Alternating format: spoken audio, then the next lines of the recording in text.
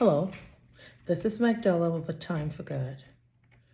Hope you're doing great, and I hope and pray that these little videos can be inspiring to you and help someone see the bigger picture.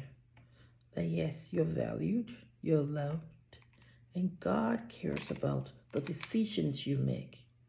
And in Proverbs 27, he urges you to be wise. Why? So that you make his heart rejoice. So the goal is to help someone be able to do just that. Make God's heart rejoice. Once again, this is Magdala with A Time for God. Today we'll be talking about you. You were built for this. Built for what? You were built for everything that life could throw your way, have thrown your way, and will still throw your way. When you understand how you're built, it gives you an opportunity to see how much control you have. God has given to you. The Bible says he made you in his image.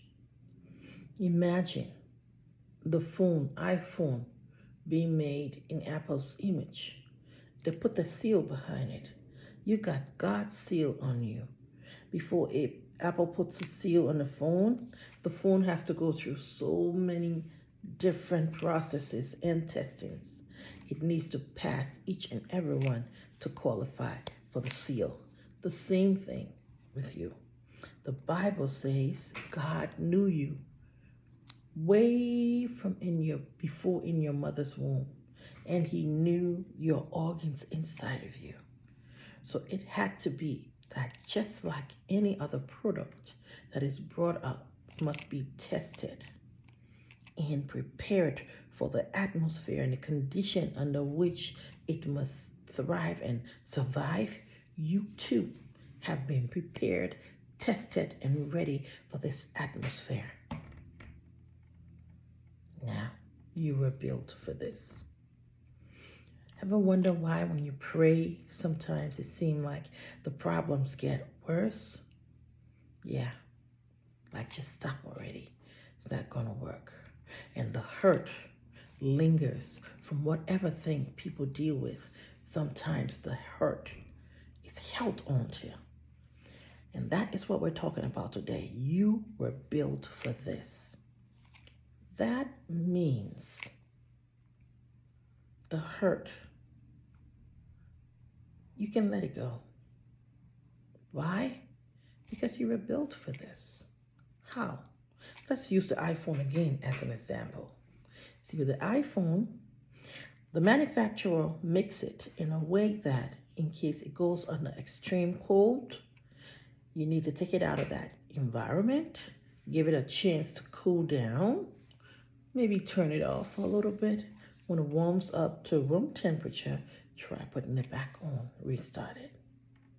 If it goes through extreme heat, the phone is going to stop functioning. Some of its functions won't be possible. And the phone will let you know it's too hot, let it cool down.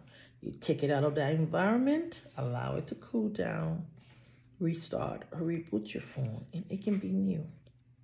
The same with you. You go through some problems, trauma, pain inflicted on you. You tell yourself, I can't forgive. I will never forgive them. God knows. I will hold on to it. And even if I forgive them, I'll never forget. It's like that phone deciding not to cool down. It's like your phone deciding not to be restarted. Will it be capable of functioning the way it should if it doesn't go through the process of cooling down and restart and being shut off maybe for a minute or being restarted? Most likely not.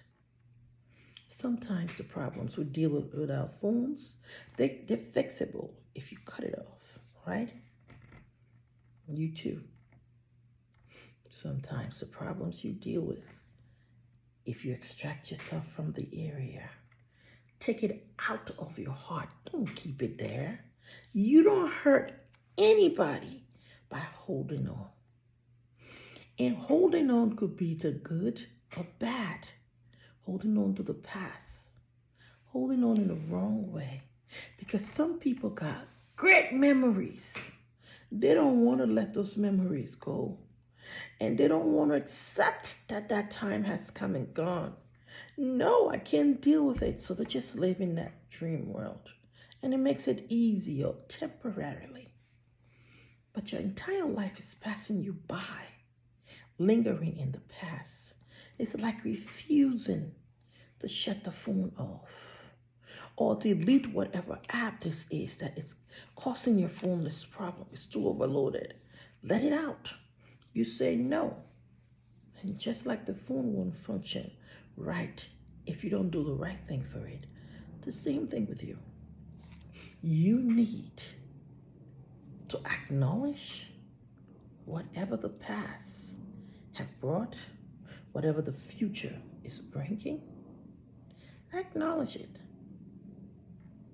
and retire it. You don't have to throw it away. I put mine on a shelf and I'm building up a course to teach people how to do that, because I found that when you allow it to live inside of you, it pulls you down. It takes away your space. It takes away your ability, your thought process. You're stuck. You're angry all the time. You're in pain all the time. You linger between anger, fear, and fright. Anger, fear, and one more thing. You're either angry, either afraid. I can't think about the third thing. But yeah, you linger on these things. Why? Why you let anxiety take you down? You are built for this. You can put it down. You can acknowledge the hurt that's been done you. And you can retire it. You can go back for it when you need to share with someone the lessons, the experiences you gathered from there. But if it's just for holding on to hurt, it does you absolutely no good. It clutters your mind. And when you take it out and let it go, you got space to think, to be present here and now, to feel the wind. You can't do that if you're lost. And you were built for this. Is to mean that there ain't nothing like I cannot do this. You can do this. You can do this. You were built in God's image. So do not allow your dirt to value your worth. Do not allow your dirt to determine your worth. You are worth so much more than the pain that has been inflicted on you. And usually that pain is intended to do exactly what it does.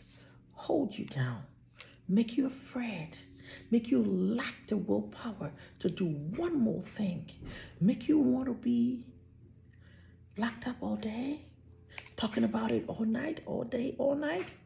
But you were built for this. You can shake it off. You can acknowledge it. Yes, it did something to you, good and bad. It also gave you an opportunity to do something for yourself. Shake it off and let it be in your archive. Trusting in Jehovah and knowing that he cares for you because he says so. This is Auntie Mac with a time for God. Do have you a lovely day.